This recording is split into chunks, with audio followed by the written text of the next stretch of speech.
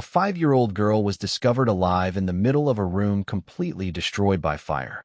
The walls were blackened, the furniture reduced to ashes, the air still thick with smoke. Yet in the center of that devastation, the child was sitting quietly, holding something in her hands. Something that would make even the most hardened firefighter struggle to hold back tears. What happened on the night of November 15th would later be remembered by many as a miracle of the Virgin Mary. But before we continue, take a moment and leave a comment telling me where you're watching from and what time it is there right now. It's always incredible to see how far these stories of faith travel across the world.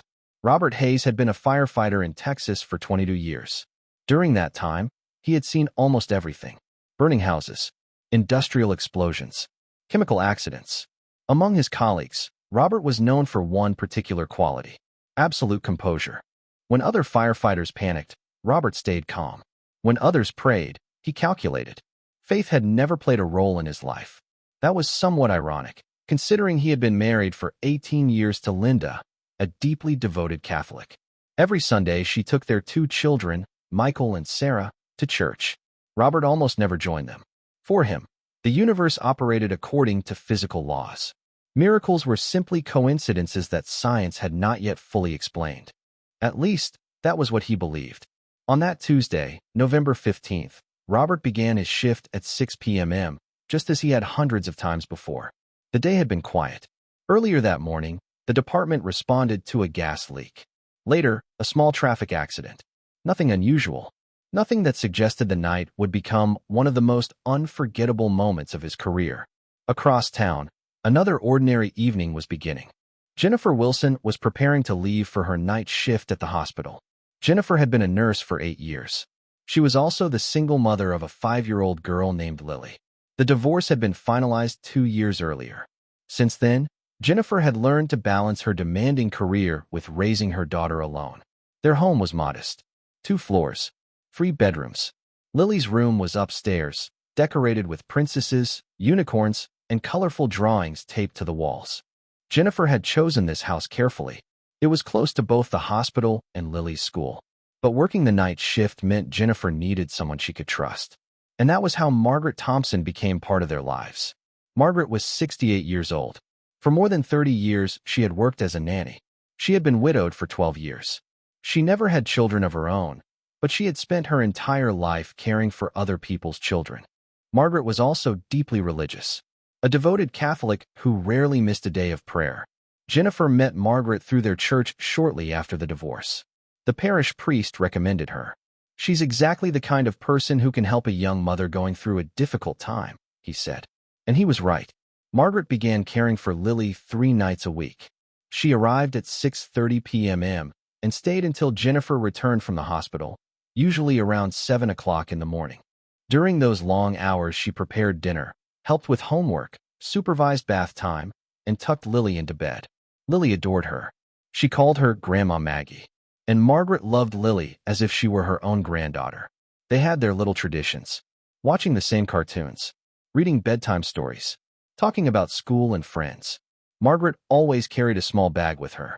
Inside were her reading glasses, a small Bible, some medicine, and a rosary she had received years earlier from a family she once worked for. That rosary meant a great deal to her. She used it every day during her prayers. Jennifer never minded Margaret's religious habits.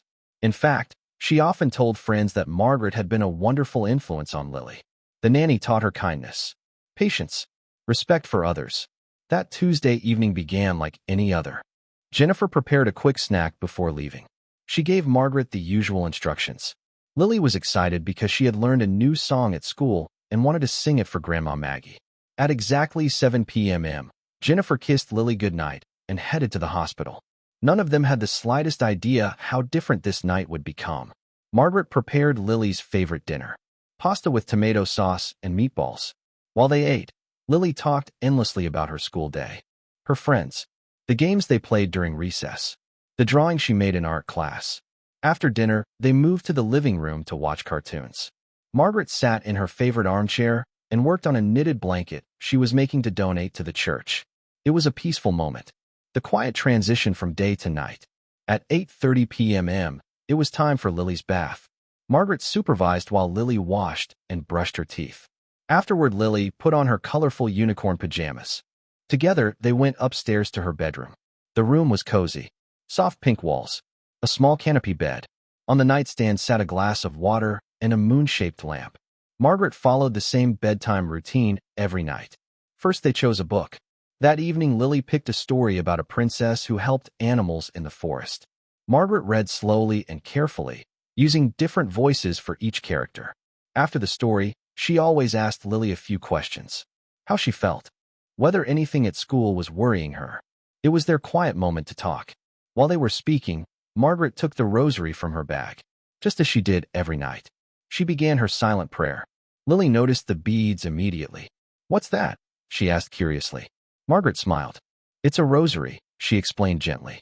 "It helps people pray, to talk to the Virgin Mary, and ask her to protect the people we love." Lily listened carefully as Margaret showed her the beads and explained how they were used. It was a simple moment, completely ordinary. After a few minutes, Margaret placed the rosary on the nightstand. Soon Lily fell asleep peacefully, hugging her teddy bear. Margaret tucked the blanket around her and quietly left the room.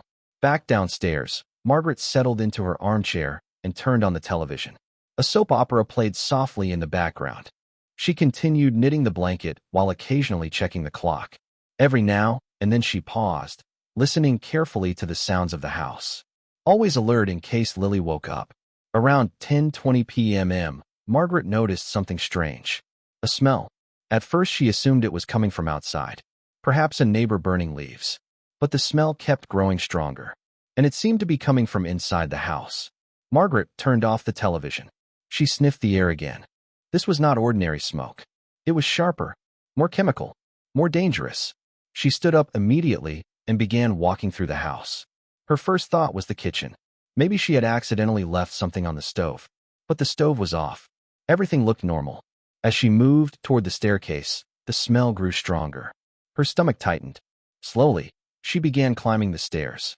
By the time she reached the second floor, there was no doubt.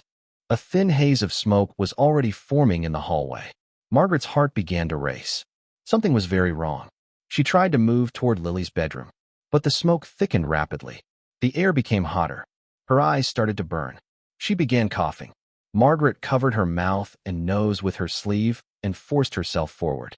But within seconds it became clear. She could not reach the room. The smoke was too thick. She could barely see, and breathing was becoming difficult. Desperate, Margaret shouted Lily's name. Again and again, but there was no answer.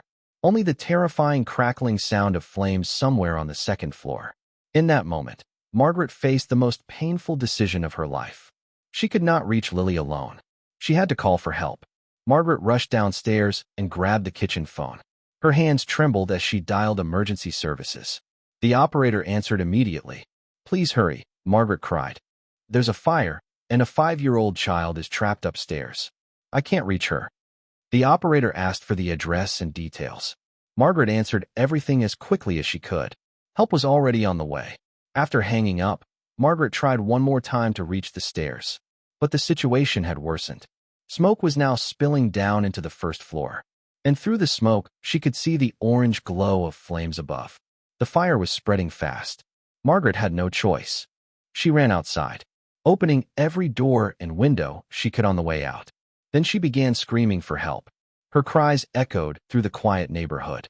Lights switched on in nearby houses. Neighbors rushed outside.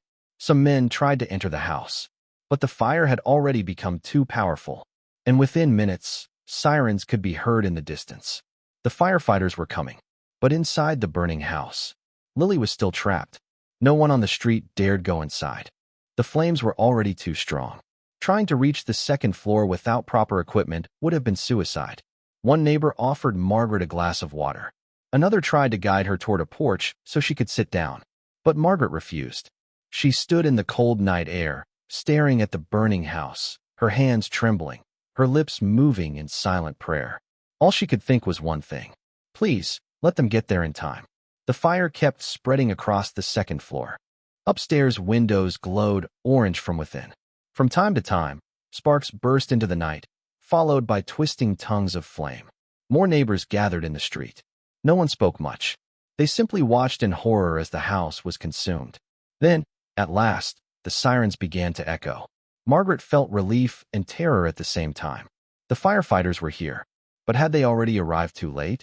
The first truck to pull up belonged to the unit commanded by Robert Hayes. The moment Robert stepped out and looked up at the house, experience told him what kind of scene this was. This would not be simple. The second floor was already completely overtaken by fire. Smoke poured from every upper window in dense, black waves. Even before entering, Robert knew the odds. A 5-year-old child trapped that long under conditions like these. The chances of survival were almost non-existent. Margaret ran toward him the moment she saw the firefighters. "You have to save Lily," she cried. "She's only 5. She's in the front bedroom on the second floor. I tried to get to her, but I couldn't."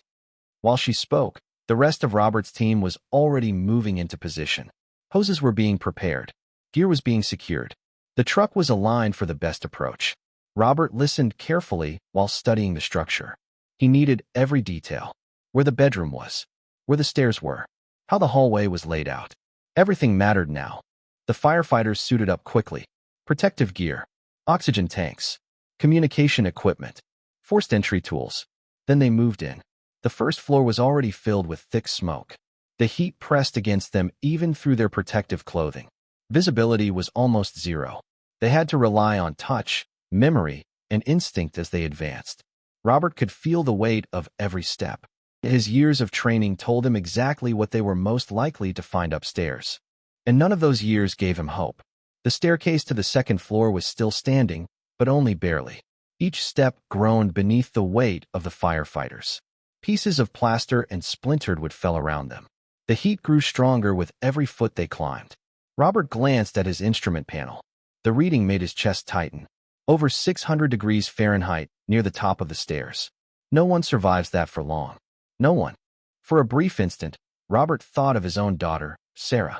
And for one dangerous second, he let himself feel what Lily's mother must be feeling at that moment. Terror, helplessness, desperation. He forced the thought away. Emotion didn't save lives. Focus did. When the team reached the second floor, firefighter Morrison stopped abruptly. The hallway ahead was an inferno. Flames crawled up the walls and across the ceiling. Parts of the upper structure had already collapsed. The fire roared like a living thing. Morrison's voice came through the radio. "Chief, this is beyond rescue conditions." He didn't need to finish the sentence. Everyone knew what he meant. If the child had been in there this long. Robert answered without hesitation. "We're going to the bedroom."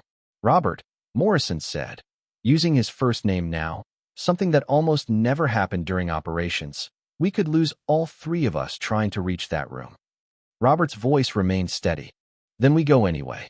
There was a brief pause. Then Johnson, the third member of the team, spoke through the static. "Let's move." They pushed forward. The floor was unstable. Broken beams and debris blocked parts of the hallway. They could barely see more than a few inches ahead. According to Margaret, Lily's room was at the end of the hall, at the front of the house. Every step toward it felt like an eternity. And when they finally reached the doorway, Robert stopped. The bedroom door had already burned away. The entrance stood completely open. Fire from the hallway poured straight into the room. For 1 second, Robert hesitated.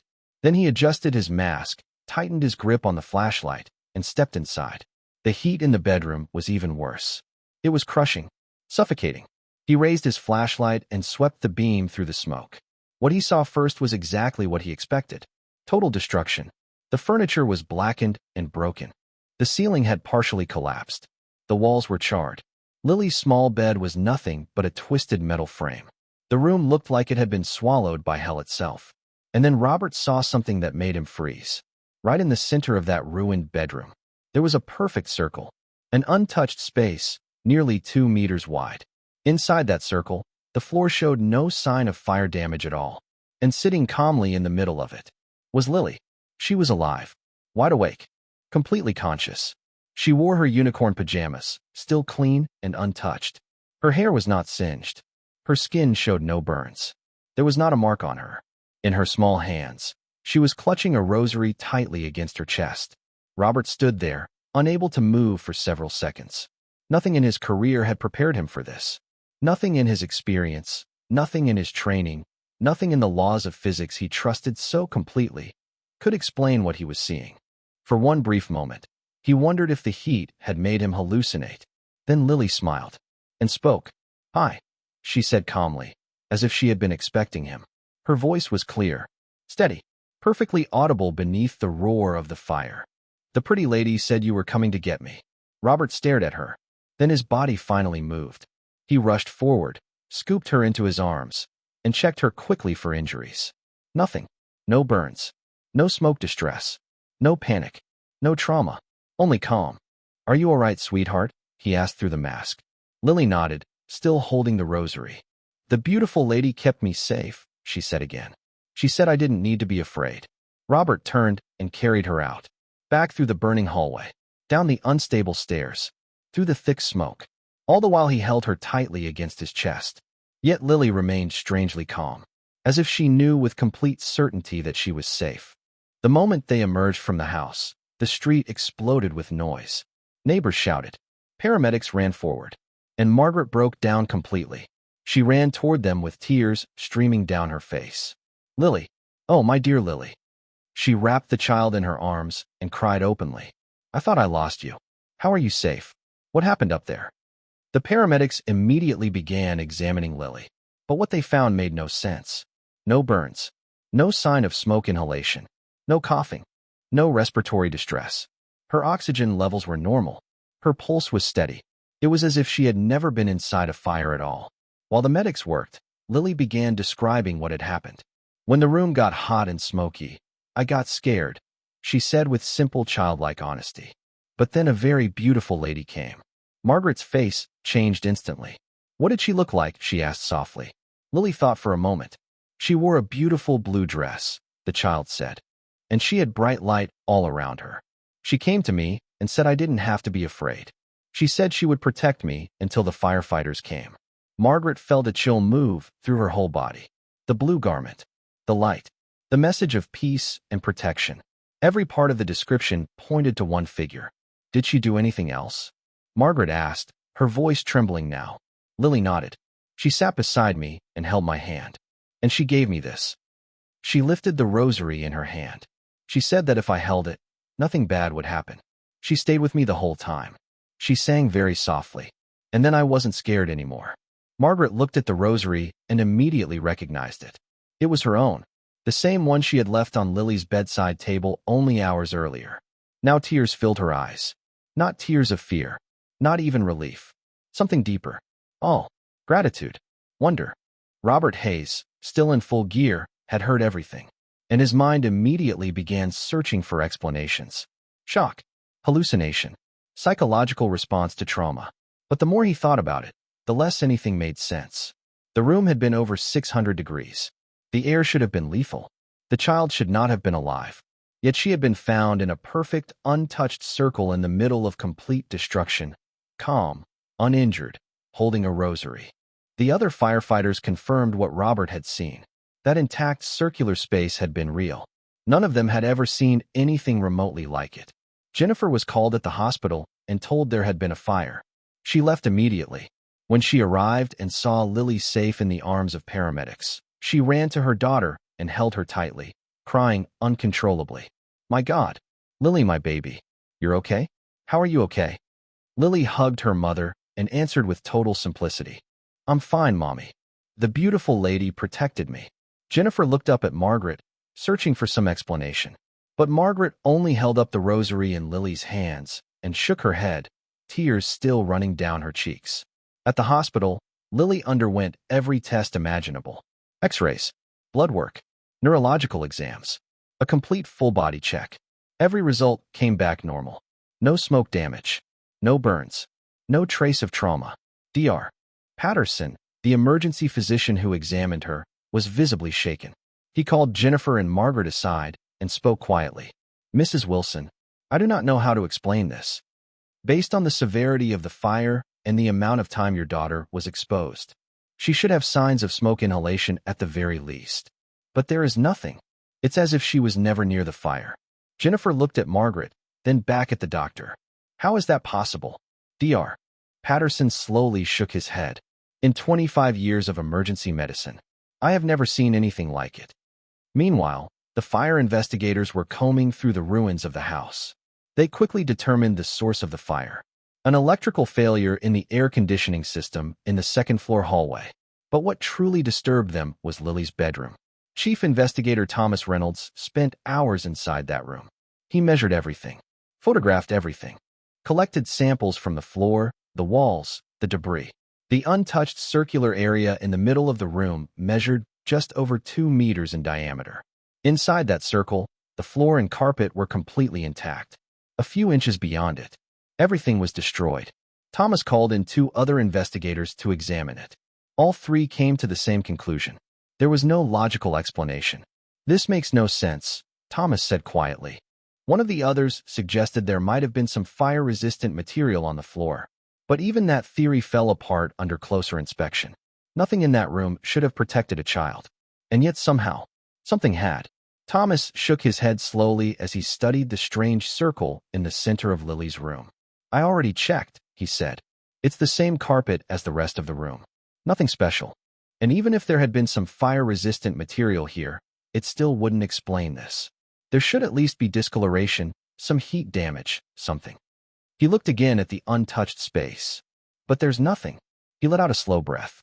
It's as if the fire simply refused to enter that area. For the investigators, the mystery would remain unsolved. But for the people who had lived through that night, technical explanations no longer mattered. What mattered was this: Lily was alive. Robert Hayes returned home on Wednesday morning. His shift should have ended at 6. Instead, it had stretched past 10. He entered quietly, hoping Linda and the children had already left for work and school. But Linda was still in the kitchen, sitting at the table with a cup of coffee in her hands. The moment she looked at him, she knew something was wrong. In 18 years of marriage, she had watched Robert come home from countless emergencies. House fires, accidents, explosions. He always returned with the same expression: controlled, professional, contained. But that morning, there was something different in his eyes. "You saw something," Linda said softly. It wasn't a question. Robert sat heavily at the table. For a long moment, he only stared at his own hands.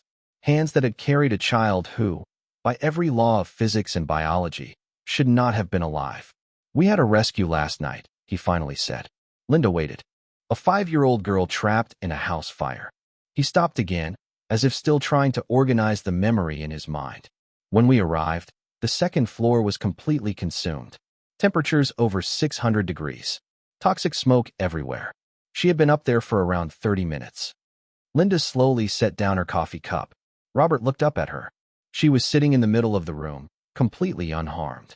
Linda said nothing. "There was a perfect circle around her," Robert continued, his voice lower now. "Everything outside that circle was destroyed. But inside it, nothing had burned. Not the floor. Not the carpet. Nothing." He swallowed hard. "And she was holding a rosary."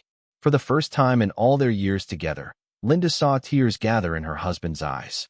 "Linda, I don't know what I saw last night. My mind keeps trying to force a rational explanation, but there isn't one. There just isn't one." Linda stood up, walked around the table, and wrapped her arms around him. She didn't lecture him about faith. She didn't say, "I told you so." She simply held him, and let the silence do what words could not. After a long moment, Robert pulled back and looked at her. The girl said a beautiful woman in a blue dress protected her. Linda felt a shiver move through her body. She already knew who he meant. "What do you think happened?" she asked gently. Robert lowered his eyes. "I don't know," he admitted. "I truly don't know." Meanwhile, Jennifer and Lily were staying at a friend's house. Their home was gone. Almost everything they owned had been destroyed. But Jennifer could not make herself care about any of it. Her daughter was alive. That was all that mattered. Lily sat in her lap at breakfast the next morning, eating quietly. Margaret had stayed the night too, refusing to leave the little girl alone even for a moment. "Grandma Maggie," Lily asked suddenly, "do you want your rosary back?" Margaret looked at the beads in Lily's hands. The same rosary she had used in prayer for years. The same one she had left on the nightstand. Her eyes filled with tears. "No, sweetheart," she said softly. "I think it belongs to you now." Lily looked at it for a moment, nodded, and gently placed it beside her plate. Jennifer watched the exchange in silence. She had grown up believing in God in a distant, respectful way. But she had never been deeply religious. Church on holidays. A few prayers in hard times. That was all. Yet what had happened that night was forcing her to question everything. She turned to Margaret. Do you really believe it was what Lily said? Margaret looked at her carefully. The Virgin Mary? Margaret was quiet for a few seconds. Then she answered with unusual firmness. Jennifer, I have gone to church every Sunday of my life. I have prayed thousands of rosaries. I have read scripture more times than I can count. And never, not once, have I witnessed something I would call a miracle. She looked at Lily. Until last night. Then she added softly. I don't know how to explain what happened in that room. But I know what should have happened. And she is here. Margaret's voice trembled. So yes, I believe something extraordinary happened. I believe it was a miracle of the Virgin Mary. Jennifer nodded slowly. She still didn't fully understand what to believe. But for the first time in years, she wanted to. By the end of the second week, Robert made a decision that surprised even himself. On Sunday morning, he told Linda he was going to church with the family. Linda looked at him with quiet surprise and joy, but she was wise enough not to make a spectacle of it. She simply smiled and said, the children will be happy. And they were. Michael and Sarah stared at their father in amazement when he walked in ready to leave with them. During Mass, Robert felt out of place. He didn't always know when to stand, or kneel, or answer the priest. But he stayed. He observed. He listened. And for the first time, he did not feel like a man standing outside faith, watching it from a distance. He felt like someone slowly returning. After church, the family stopped at a diner for breakfast. That was when Sarah asked the question directly. Dad, why did you come to church today? Robert considered giving a vague answer, but he chose honesty instead. Because something happened at work 2 weeks ago, he said. Something that made me question a lot of things. Michael looked up from his plate. Was it the fire? The little girl? Robert blinked. How do you know about that? Everyone at school is talking about it, Michael said. They say it was a miracle of the Virgin Mary. Robert looked at his son. And what do you think? Michael thought for a moment. Then he answered with a calmness that caught Robert off guard. I think it would be arrogant to believe we understand everything about the universe. If something happened that we can't explain, maybe it's because there are things beyond us. Robert smiled. A real smile. He had not expected wisdom from his son that morning. But there it was. 3 weeks after the fire, Jennifer found a new place to rent. It was smaller than the old house. But it was comfortable, safe, and within her means. Margaret helped with the move. So did several members of Linda's church, whom she had quietly organized after hearing what had happened. And it was during that move that Robert and Jennifer finally met face to face. Jennifer had already thanked him on the phone, but this was different. This was personal. I never had the chance to thank you properly, she said, her voice full of emotion. You saved my daughter. Robert shook his head. I don't know if I was the one who saved her, he said quietly. By the time we reached her, she was already being protected somehow. I just carried her out. Jennifer took his hand. You still went in there. When any reasonable person would have said it was too late. That means more to me than you can imagine. At that moment, Lily ran out of the new house, excited to show Margaret her new bedroom. Then she saw Robert. She stopped for a second. When she had first seen him that night, he had been covered in full firefighter gear. But then recognition lit up her face. She ran straight toward him and hugged his legs. Robert immediately knelt down to her level. Hi, Lily, he said softly. It's good to see you again. Lily smiled brightly. Did you come help us with the new house? I did, Robert said. She grabbed his hand and pulled him toward the bedroom. Come see. Mommy let me pick the color. It's pink, just like the old one. When Robert stepped into the room, his eyes moved across the space. And then he saw it. The rosary, placed carefully beside Lily's new bed. Lily turned to him, holding a drawing in her small hands. I made this for you, she said. Robert took it. The drawing was done in crayons. A burning house, a firefighter, a little girl, and above the little girl, a woman in a blue dress surrounded by golden light. It's what happened, Lily explained. So you'll never forget. Robert's hands trembled slightly. I won't forget, he whispered. Never. Then Lily hugged him again and said something that stayed with him forever. The beautiful lady blessed you too. She told me. Robert felt tears rise again. Jennifer gently placed a hand on her daughter's shoulder. Let's let Robert get back to helping, sweetheart. But that night, Robert took the drawing home. He framed it and placed it in his office. A reminder that on the night of November 15th, he had witnessed something his training, his experience, and his skepticism could not explain. And something in him had changed forever. Today, 5 years later, Lily is a bright and joyful child. She loves drawing. She loves singing. And the rosary still rests beside her bed every night. Jennifer never remarried, but she found something just as important. A community of faith that carried her through the darkest season of her life. And Robert? Robert is still a firefighter. Still calm. Still respected. Still known for his skill under pressure. But now, every Sunday, he is in church beside Linda and their children. Because he knows something he once dismissed. That there are moments when heaven reaches into the middle of fire and leaves behind proof that we are not alone. This story remains a testimony that the Virgin Mary still intercedes, still protects, still reminds us that even in the worst moments of our lives, we are not abandoned. And now I want to ask you something. Have you ever experienced what felt like a miracle in your life? Have you ever felt the protection of the Virgin Mary in danger, pain, or fear? Write your testimony in the comments. Because every story shared in faith becomes a light for someone else.